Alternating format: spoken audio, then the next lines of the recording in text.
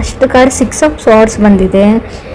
May be ತುಂಬ craze ಇರ್ಬೋದು ನಿಮಗೆ ಗೇಮ್ಸ್ ಬಗ್ಗೆ, ಆಟಗಳ ಬಗ್ಗೆ. ಬೈಯಿಂಗ್ ಪ್ಲೇ ಸ್ಟೇಷನ್ಸ್ ಅಂತ ತೋರಿಸ್ತಾ ಇದೆ ಕಾರ್ಡಲ್ಲಿ. ಸಮಥಿಂಗ್ ಟ್ರಾವೆಲಿಂಗ್ ಅಂತ ಹೇಳುತ್ತೆ, ಟ್ರಾವೆಲ್ ಮಾಡಿ ಎಲ್ಗಾದ್ರೂ ಹೋಗಬೇಕು ಅನ್ನೋ ಪ್ಲ್ಯಾನ್ ಇರುತ್ತೆ ನಿಮಗೆ. ಬಟ್ ಸ್ವಲ್ಪ ಕ್ಯಾನ್ಸಲೇಷನ್ಸ್ನ ನಾನು ಜಾಸ್ತಿ ಹೇಳ್ತೀನಿ. ಥಿಂಕಿಂಗ್ ಆಫ್ ಪಾಸಿಬಿಲಿಟೀಸ್ ಅಂತ ಹೇಳುತ್ತೆ. ರೀಲೊಕೇಟ್ ಆಗಲ್ಲ, ನೀವು ಥಿಂಕ್ ಮಾಡ್ತೀರಾ ನಾನು ರೀಲೊಕೇಟ್ ಆಗಲ್ಲ, ಶಿಫ್ಟ್ ಆಗಲ್ಲ, ಮನೆ ಚೇಂಜ್ ಮಾಡಲ್ಲ, ಮೂವ್ ಆಗಲ್ಲ, ಬೇಡವಾ, ಮೇ ಬಿ ಫಾರಿನ್ ಲ್ಯಾಂಡ್ ಅಥವಾ ಬೇರೆ ಸ್ಟೇಟ್ಗೆ, ಊರಿಂದ ಊರಿಗೆ ಅಂತ ಹೇಳ್ತಾ ಸ್ವಲ್ಪ ಟೈಮ್ ತಗೊಳುತ್ತೆ. ಮನೆಯವರಿಂದ ನಿಮ್ಮನ್ನು ದೂರ ಮಾಡುತ್ತೆ, ಫ್ಯಾಮಿಲಿಯಿಂದ ಅಂತ ಹೇಳುತ್ತೆ. ಸೊ ಮೇಜರ್ ಇಂಡಿಕೇಶನ್ ಏನಂದರೆ ನೀವು ಯಾವ ಪ್ಲೇಸಲ್ಲಿ ಇದ್ದೀರಾ, ತುಂಬ ಜನ ಆ ಪ್ಲೇಸಲ್ಲಿ ಇರಲ್ಲ. ಸೊ ಲವ್ ಲೈಫ್ ರೀಡಿಂಗ್ ಇದೆ, ಬಟ್ 6 ಆಫ್ ಸಾರ್ಡ್ಸ್ ಇರೋದ್ರಿಂದ ಪ್ಲೇಸ್ ಚೇಂಜ್ ಆಗುತ್ತೆ ಅಂತ ಹೇಳ್ಬೋದು. ಸೊ ಏನೋ ರೀಇನ್ವೆಂಟ್ ಥರ ಆಗುತ್ತೆ. ನಿಮ್ಮ ಪಾರ್ಟ್ನರಿಂದ ನೀವು ದೂರ ಆಗ್ಬೋದು ಅಥವಾ ಅವ್ರ ಹತ್ರನೂ ಆಗ್ಬೋದು. ಕೆಲವರಿಗೆ ಚೇಂಜಿಂಗ್ ಆಫ್ ಪ್ಲೇಸ್ ಹೇಳುತ್ತೆ. 6 ಆಫ್ ಸಾರ್ಡ್ಸ್ ಅಂದರೆ ಏನು ಒಂದು ನಿಮಗೆ ಪಾರ್ಟ್ನರ್ ಮೇಲೆ ಒಂಥರ ಕಿರಿಕಿರಿ ಮಾಡ್ತಾರೆ, ಪದೇ ಪದೇ ಕಾಲ್ ಮಾಡಿ, ಪದೇ ಪದೇ ಮೆಸೇಜ್ ಮಾಡಿ, ಅದರ್ ಪರ್ಸನ್ ಅಂತ ಅನ್ನಿಸ್ಬೋದು. ಅಥವಾ ಅದರ್ ಪರ್ಸನ್ಗೆ ನೀವು ಆ ಥರ ಮಾಡ್ತೀರಾ ಅಂತ ಕೂಡ ಅನ್ಸ್ಬೋದು 6 ಆಫ್ ಸಾರ್ಡ್ಸ್ ಇರೋದ್ರಿಂದ. ಸೆಕೆಂಡ್ ಕಾರ್ಡ್ ನನಗೆ 5 ಆಫ್ ಪೆಂಟಿಕಲ್ಸ್ ಬಂದಿದೆ. ಮೇ ಬಿ ತುಂಬ ಇನ್ವೆಸ್ಟ್ ಮಾಡಿದ್ದೀರಾ ಟೈಮ್ ಆ್ಯಂಡ್ ಮನಿ ರಿಲೇಷನ್ಶಿಪ್ಗೆ ಅಂತ ಅನಿಸುತ್ತೆ ಕೆಲವರು.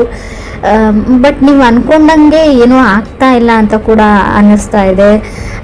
ಹಣ ಹೋಯಿತು, ಟೈಮ್ ಹೋಯಿತು, ತುಂಬ ಡೇಟ್ ಮಾಡಿದ್ದೀರಾ ಆ ಪರ್ಸನ್ನ. ಬಟ್ ಅಂಡರ್ಸ್ಟ್ಯಾಂಡಿಂಗ್ ಏನೂ ಬೆಳೆದೇ ಇಲ್ಲ, ಅವ್ರು ನನ್ನನ್ನು ಅರ್ಥನೇ ಮಾಡ್ಕೊಂಡಿಲ್ಲ.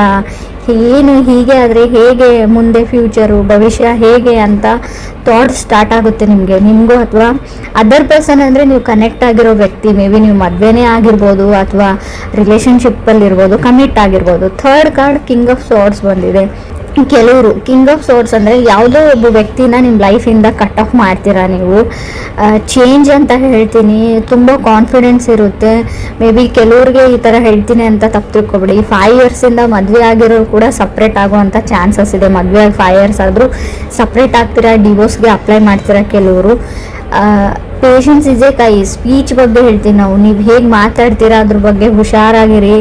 ಅಲ್ಲ ಏನಾದರೂ ಆಗಲಿ ನಾನು ದೂರ ಆಗೋಕ್ಕೂ ರೆಡಿ ಇದ್ದೀನಿ ಅನ್ನೋ ಹಾಗಿದ್ರೆ ಮಾತ್ರ ಜಗಳ ಮಾಡ್ಕೊಳ್ಳಿ. ಸಣ್ಣ ಪುಟ್ಟ ಜಗಳ ನಿಮ್ಮನ್ನು ಬೇರೆ ಮಾಡುತ್ತೆ. ಆದಷ್ಟು ಮಾತಾಡದೆ ಇದ್ಬಿಡಿ ಅಂತ ನಾನು ಹೇಳ್ತೀನಿ. ಫೋರ್ತ್ ಕಾರ್ಡ್ ನನಗೆ 9 ಆಫ್ ಸಾರ್ಡ್ಸ್ ಬಂದಿದೆ. ಆಂಗ್ಸೈಟಿ, ತುಂಬ ಆತಂಕ, ಸ್ಟ್ರೆಸ್ಸು, ಡಿಪ್ರೆಷನ್ಗೆ ಹೋಗ್ಬೋದು ನೀವು 9 ಆಫ್ ಸಾರ್ಡ್ಸ್ ಅಂದರೆ.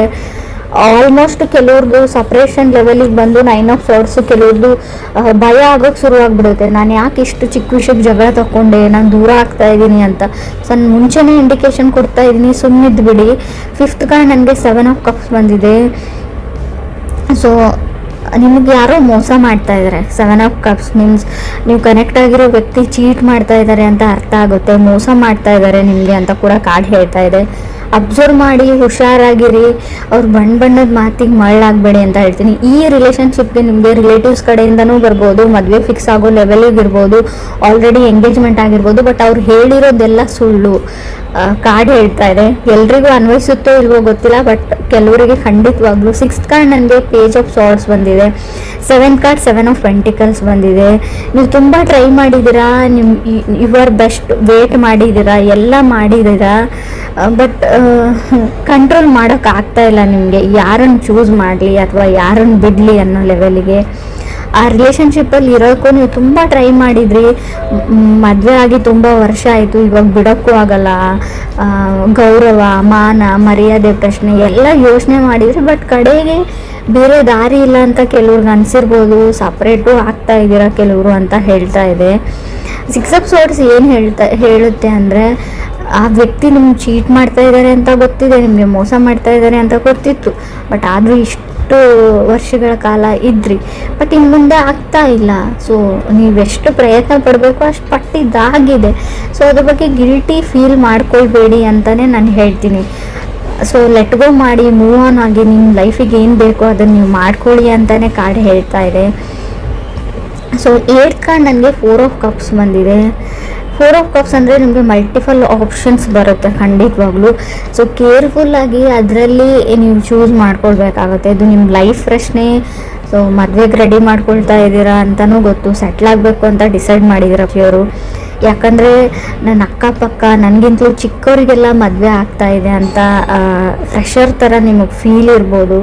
ಸೊ ಅದಕ್ಕೋಸ್ಕರ ನೀವು ಈ ಡಿಸಿಷನ್ನು ತಗೊಂಡಿರ್ಬೋದು, ಬಟ್ ಮನೆಯವ್ರನ್ನೇ ನಂಬಿ ಹೋಗ್ತೀನಿ ಅನ್ನೋದು ಕೂಡ ತಪ್ಪು, ಅಥವಾ ನೀವು ನನ್ನ ನಂಬಿಕೆ ಮೇಲೆ ಹೋಗ್ತೀನಿ ಅನ್ನೋದು ಕೂಡ ತಪ್ಪು. ಇಬ್ಬರು ಕುಂತು ಡಿಸ್ಕಸ್ ಮಾಡಿಬಿಟ್ಟು ಸ್ವಲ್ಪ ಯಾರಿಗಾದರೂ ಗೊತ್ತಿರೋರಿಗೆ ಅವ್ರ ಬಗ್ಗೆ ಇನ್ನೊಂದು ಕಡೆ ಸರ್ತಿ ಎಂಕ್ವೈರಿ ವಿಚಾರಣೆ ಮಾಡಿ ವಿಚಾರಿಸಿ ಈ ಮುಂದಕ್ಕೆ ಹೆಜ್ಜೆ ಇಡೋದು ಸರಿ ಅಂತ ಹೇಳ್ತೀನಿ.